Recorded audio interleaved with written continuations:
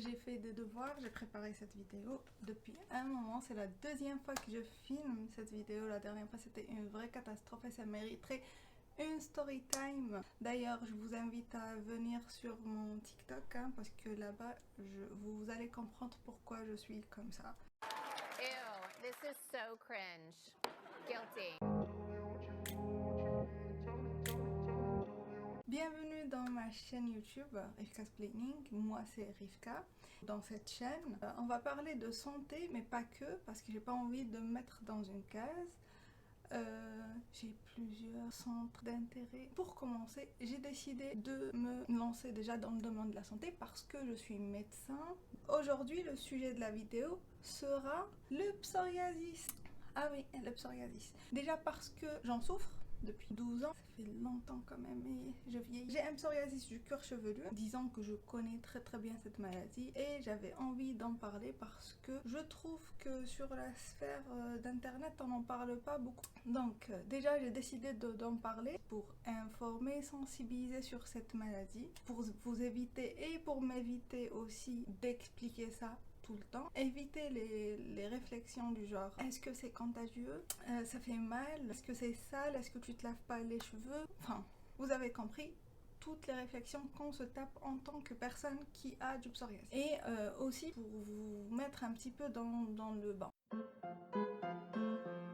Déjà, c'était en été, c'était l'année d'avant mon bac ou après mon bac. J'avais des démangeaisons au niveau de mon cuir chevelu parce que mon psoriasis, en fait, il est localisé dans mon cuir chevelu. Sachez que dans ma famille, je connaissais déjà le psoriasis parce que ma mère en a, mon frère en a eu.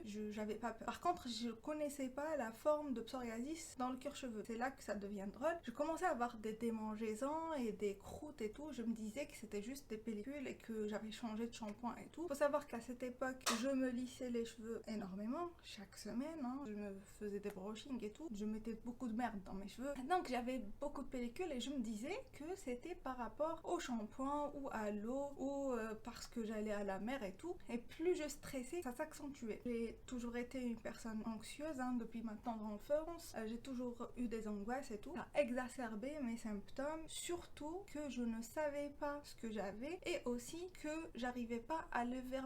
J'avais des symptômes surtout la nuit et ça se mélangeait à mon anxiété. Le matin quand j'avais plus les démangeaisons, j'en parlais pas. Jusqu'à ce qu'une nuit où j'ai eu beaucoup de démangeaisons en dormant et en me réveillant, j'avais des saignements un peu partout dans mon cuir chevelu et ça brûlait. Et là, je m'étais inquiète. J'ai couru voir ma mère et ma mère elle est médecin, faut savoir. Je lui dis maman, regarde s'il te plaît, c'est quoi ça?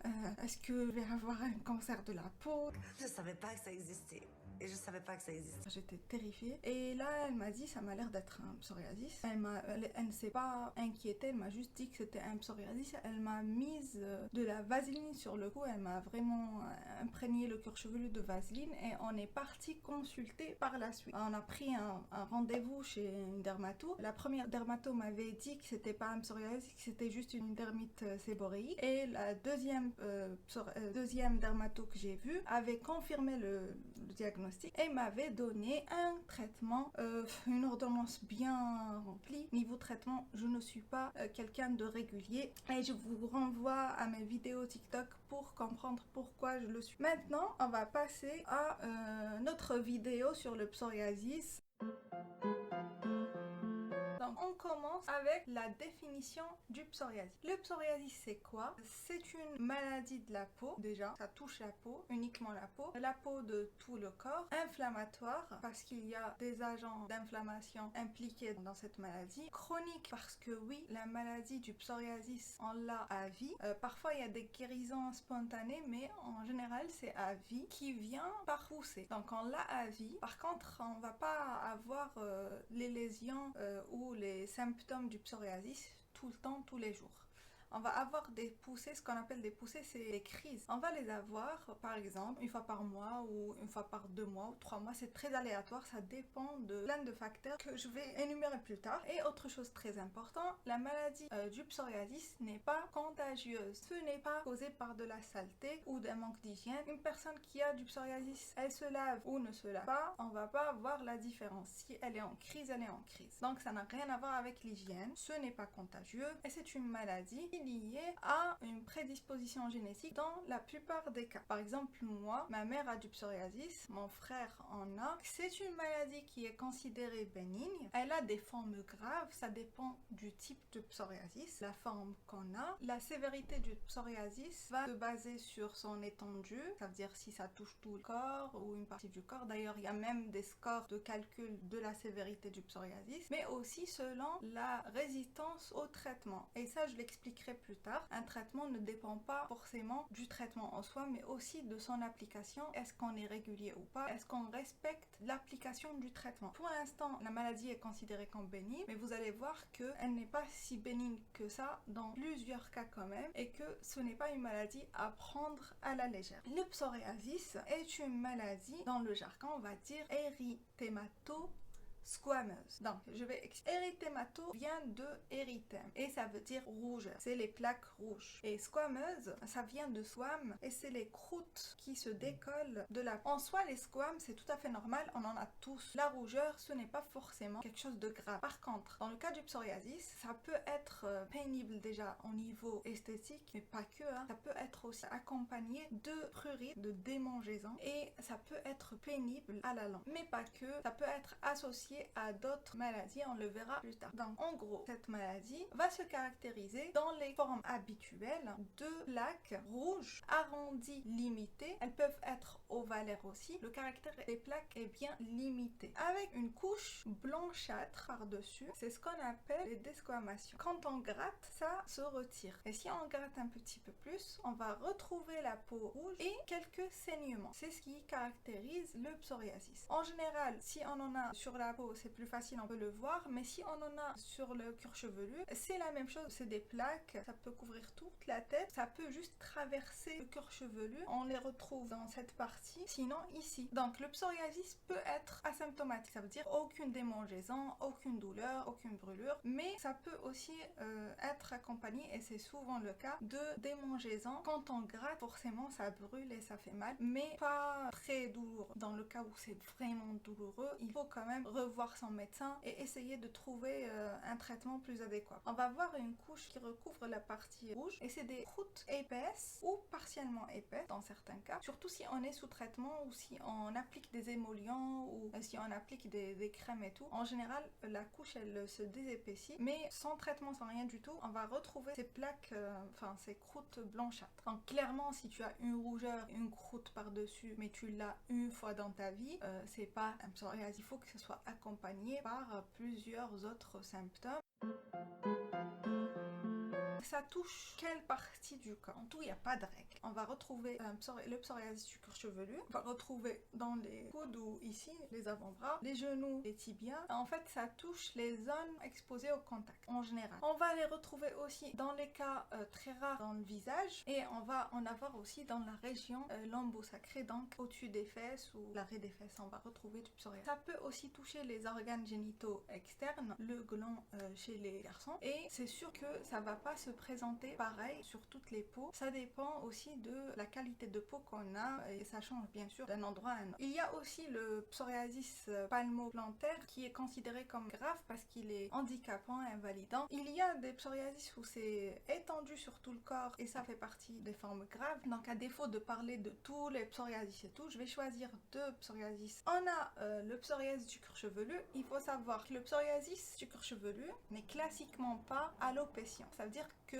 le psoriasis ne va pas forcément te faire perdre tes cheveux. Mais, il y a toujours un mais, certains traitements sont tellement agressifs qu'ils pourraient ne pas convenir à ton cuir chevelu et tu peux peut-être avoir une petite chute de cheveux. Et là, il faut vraiment revoir son médecin et voir si c'est possible de changer ou trouver une autre solution. Dans le cuir chevelu, les plaques vont se présenter arrondies, limitées. Parfois, c'est petit, on ne les voit pas. Alors, les croûtes sont blanchâtres, jaunâtres. Elles sont épaisses, elles peuvent recouvrir tout le crâne ou certains spots. Si on gratte, on va retrouver la rougeur. D'ailleurs, quand on se lave en général les cheveux ou qu'on a son traitement ou qu'on utilise un certain shampoing et tout pour un petit peu décaper, on va retrouver les plaques rouges là où il y avait le psoriasis. Le psoriasis du du cuir chevelu en général est prurigineux. Ça veut dire que ça gratte beaucoup. Les démangeaisons sont intenses. Dans mon cas, moi, j'avais des crises où j'allais mettre mon crâne directement sous l'eau froide, tellement que ça me soulageait les démangeaisons que j'avais. Je passe au psoriasis inguéal, le psoriasis des ongles. Pourquoi je l'ai choisi? Parce que déjà on n'en parle pas et parce qu'on voit pas mal de gens avoir ce genre de problème et ils savent pas que c'est un psoriasis. En général on le voit chez une personne déjà atteinte de psoriasis. C'est très rare que ça se déclare directement sous les ongles. Comment on le voit? C'est quoi la clinique chez une personne qui a du psoriasis des ongles? On va déjà avoir un décollement partiel ou total de l'ongle et c'est progressif. On va perdre la transparence de l'ongle, il va devenir un peu plus blanc. On va avoir cet aspect de l'ongle en dé à coudre, on a l'impression qu'il a été piqué. On va avoir souvent des infections de l'ongle, des leuconichis, le syndrome de l'ongle blanc, et tout ça en même temps, parfois sur tous les ongles, parfois c'est sur un ongle ou deux ongles. Ce que je peux vous dire, si vous avez ça et vous trouvez que c'est douloureux, que c'est assez récurrent et que vous avez déjà un psoriasis déclaré ou pas d'ailleurs, n'hésitez pas à consulter parce que ce psoriasis est souvent associé à l'arthrite psoriasique. Sachez que dans 20% des cas, le psoriasis est sévère. C'est bien beau de parler du psoriasis, mais c'est quoi la cause de cette maladie? Vous allez être déçus. La cause de cette maladie, jusque-là, reste inconnue. Ce qu'on sait pour l'instant, c'est la prédisposition génétique et aussi les facteurs aggravant ou déclenchant le psoriasis. Je dis bien déclenchant parce que parfois, c'est ces facteurs qui vont déclencher un psoriasis chez une personne prédisposée à l'avoir. Parmi les facteurs, on va retrouver le tabac, l'alcool, une alimentation trop riche, trop grasse, trop sucrée. Il va y avoir aussi un facteur médicamenteux. Certains médicaments, on a remarqué que ça déclenchait ou ça aggravait un psoriasis préexistant. Donc il faut toujours connaître les effets secondaires et avoir une discussion avec votre médecin. Il y a un facteur en particulier qui déclencherait le psoriasis, c'est les traumatismes que peut subir la peau. On appelle ça le phénomène de Koebner. On a aussi des coups de soleil qui peuvent aggraver un psoriasis. Un facteur qui est très important, c'est le facteur psychologique. Parmi les facteurs psychologiques, les chocs émotionnels. Il y en a qui vont déclencher leur psoriasis après le choc émotionnel. Par exemple, il y en a beaucoup qui l'ont eu après la perte d'un être cher. Il y en a qui vont le déclencher après un cumul.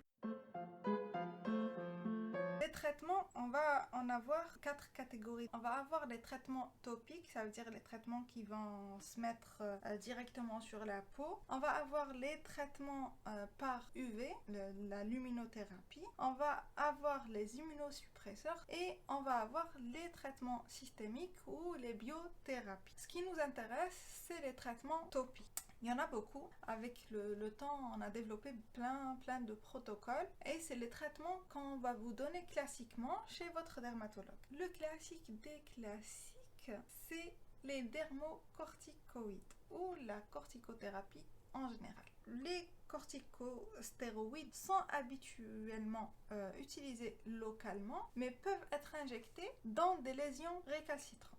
Si on a des lésions, ça démange beaucoup et si la crème ne marche pas, vous pouvez vous faire injecter un petit peu de corticostéroïdes. Donc, pour le cas de la corticothérapie locale, donc les crèmes et tout, en général, on va appliquer 2 fois par jour. Pour les cas où on a les lésions un peu plus importantes, vaut mieux l'appliquer en cataplase pour que le corticoïde agisse mieux. On parle de pansement occlusif et on le laisse toute la nuit. Ceci dit, si on traite par corticothérapie, c'est sûr que c'est un traitement que le médecin va vous donner, va vous expliquer, mais s'il ne vous l'explique pas comme dans mon cas, la corticothérapie, corticostéroïde, ne devrait pas dépasser 3 semaines. Il faut être très assidu, le faire vraiment tous les jours, le faire d'une manière régulière, ça veut dire au même moment de la journée ou de la nuit, et il faut qu'il y ait une fenêtre où on va arrêter le corticoïde d'une manière progressive et ne pas l'arrêter sec et remplacer par les analogues de la vitamine D3. La corticothérapie va inhiber l'inflammation qu'il y a et une fois que tu arrêtes d'un coup, le corps va apprendre à résister, on va avoir un effet de rebond, ton corps va s'inflammer encore plus et tu vas avoir des plaques de partout et ça va s'aggraver.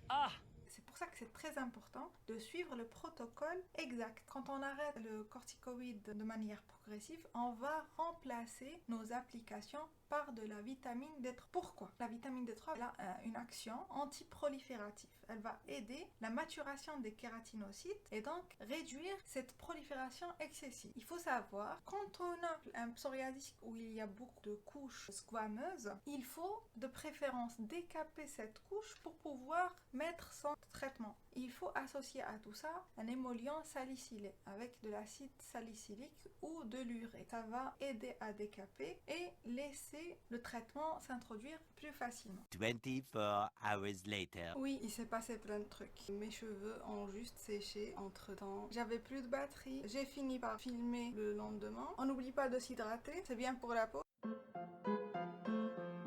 Alors, j'avais expliqué le psoriasis, la physiopathologie du psoriasis. On a dit aussi que le psoriasis n'était pas lié que à la peau, mais aussi... C'est quoi ça?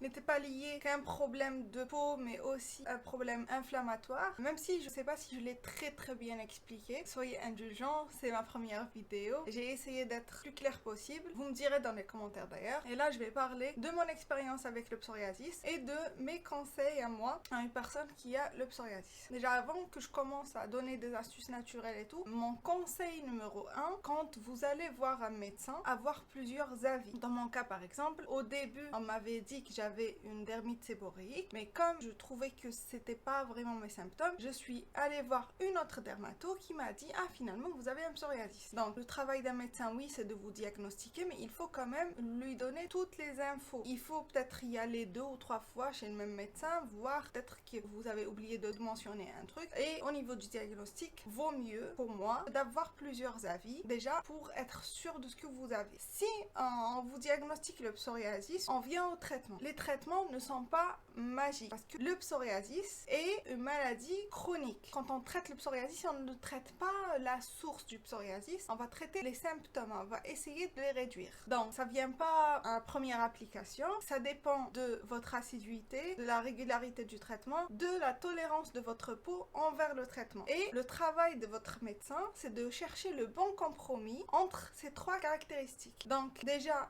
il faut que vous communiquiez avec votre médecin surtout au sujet tabou de l'assiduité. Je trouve que les patients ont des ordonnances comme ça et plus de la moitié ne sont pas assidus, alors que dans tout ce qui est soin de la peau, on n'a aucun résultat sans l'assiduité, sans la régularité. C'est très important. Pourquoi? Parce que si on n'est pas régulier et si on est sous corticothérapie par exemple, on peut carrément aggraver ses symptômes, aggraver son psoriasis si on ne l'applique pas dans les règles de l'art. C'est pour ça que je vous dis qu'il faut ces 3 choses, la régularité, l'assiduité et la tolérance. Et il faut voir son médecin, par exemple, si vous voyez que vous oubliez votre traitement ou vous oubliez de le mettre régulièrement, il faut le dire, il faut le lui dire, comme ça il trouvera peut-être une autre solution pour vous. Et si, comme moi par exemple, moi je ne suis pas assidue, je suis pas régulière et je n'ai pas un psoriasis sévère et grave et je voyais que ça aggravait mes symptômes, ben j'ai arrêté le traitement parce que c'était le bon compromis. Et j'ai essayé plein d'autres traitements plus naturels, j'ai changé mon hygiène de vie par rapport à mon cuir chevelu. Ce que j'essaie de vous dire, c'est que le premier point, c'est il faut choisir un médecin qui va discuter avec vous, qui va prendre en considération votre assiduité, régularité, tolérance envers le traitement et qui trouvera des compromis pour vous. Pour ma part, j'ai un psoriasis du cuir chevelu et le traitement m'a séché les cheveux. Comme vous voyez, j'ai une texture de cheveux assez sèche, j'ai des boucles et les corticostéroïdes n'aidaient pas. Ça m'a séché de plus en plus mes cheveux.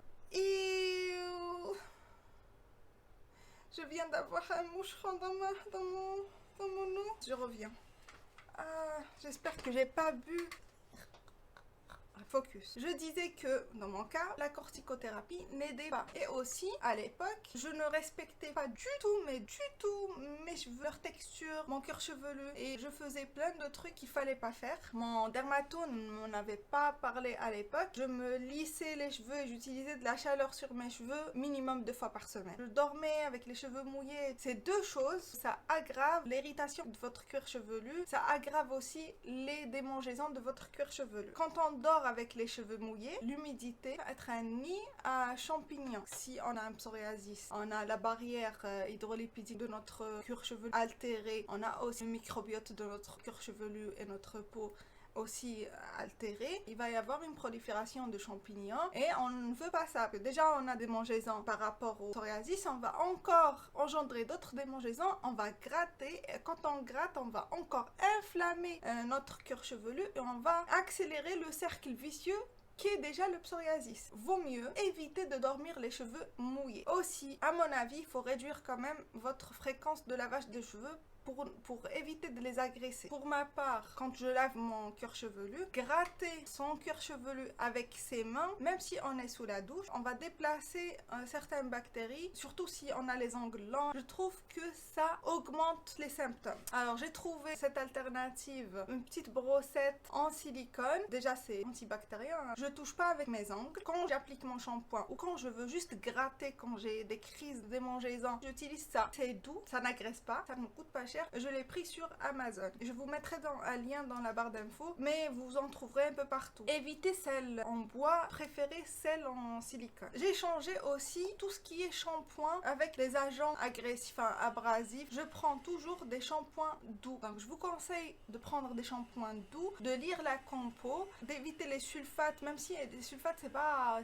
non plus c'est très grave et tout, mais ça décape et ça pousse la peau à se reproduire encore plus. Je vous mettrai dans la barre d'infos les shampoings qui m'ont fait du bien. Dernièrement, j'alterne entre deux shampoings, un shampoing à la menthe poivrée et un shampoing à l'aloe vera. Le shampoing à l'aloe vera, c'est le shampoing doux par excellence. Ça désincruste, ça aide à décaper les croûtes d'une manière douce et pour ceux qui ont les cheveux gras, ça ne graisse pas le cheveu. Pour la peau, préférez des gels douche doux, sans parfum. On va préférer un savon qui va reconstruire cette barrière hydrolipidique et qui va la garder. On peut avoir le savon de Marseille à l'huile d'olive, le savon d'Alep, les savons à base d'eau de rose c'est bien aussi. On va éviter tout ce qui est gel douche, plein de parfums et tout parce que ça va agresser la peau et ça va la sécher, on veut pas que ça sèche. Je vous conseille aussi pour la peau, quand on exfolie sa peau au moins une fois par mois, ça va permettre à votre peau de respirer et ça va permettre par la suite à bien hydrater votre peau dans les couches les plus profondes. Pour quelqu'un qui a le psoriasis, il faut aller vraiment doucement avec le gant exfoliant ou sinon utiliser des agents qui vont aider à cette exfoliation en utilisant des mini peelings doux à base d'acide salicylique par exemple. Il faut faire attention quand on fait une exfoliation. Déjà il faut protéger la peau du soleil tout le temps, mais il faut limiter son exposition au soleil le lendemain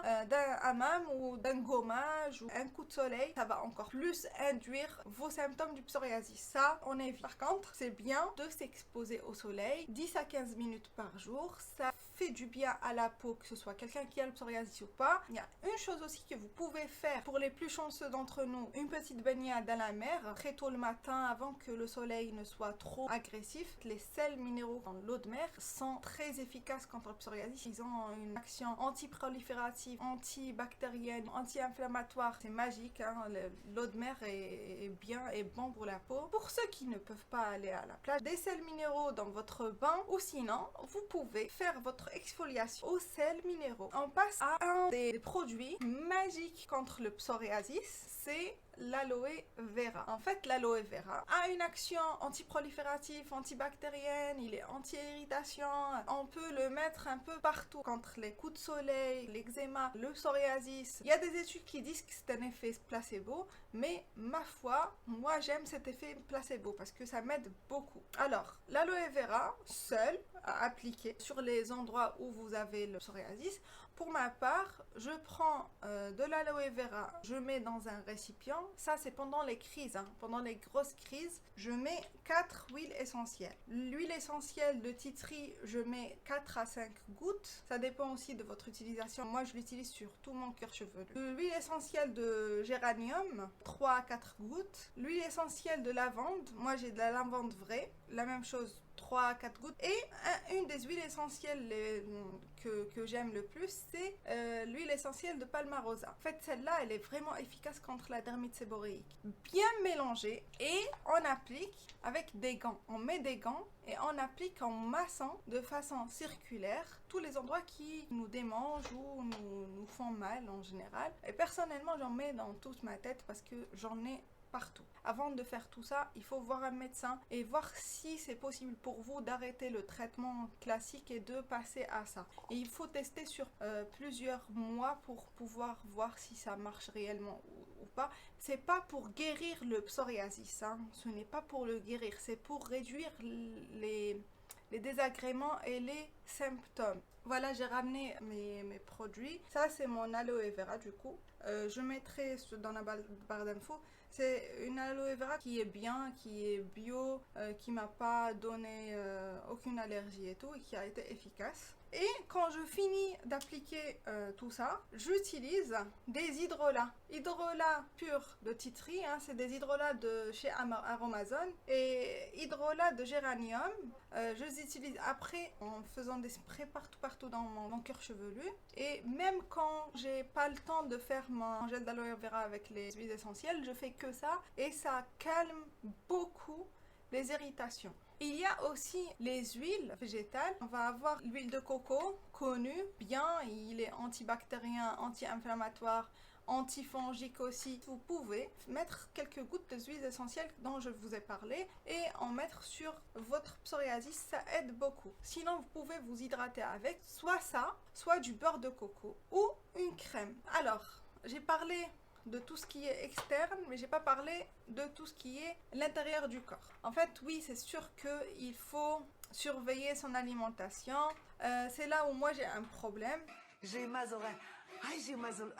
Moi, quand il s'agit de réduire ou de diaboliser des aliments, ça me pose problème parce que je pense aux conséquences d'un régime drastique ou d'une diabolisation de plein d'aliments. Par exemple, on va te dire ne bois pas des boissons sucrées, ne mange pas le sucre, ne mange pas ceci. C'est problématique. Pourquoi? Parce que si on commence à se restreindre, on va faire de la restriction cognitive qui va engendrer plus tard des TCA, des addictions. Après, si vous n'avez pas ce genre de problème, si vous êtes quelqu'un qui peut arrêter de manger une chose sans que ce soit sans que ce soit problématique, ça peut vous aider. Il ne faut surtout pas juste faire son propre régime ou sa propre diète sans consulter un spécialiste. Il faut voir soit un nutritionniste ou un naturopathe ou les deux. Et oui, certains aliments sont dits pro-inflammatoires et si on les arrête,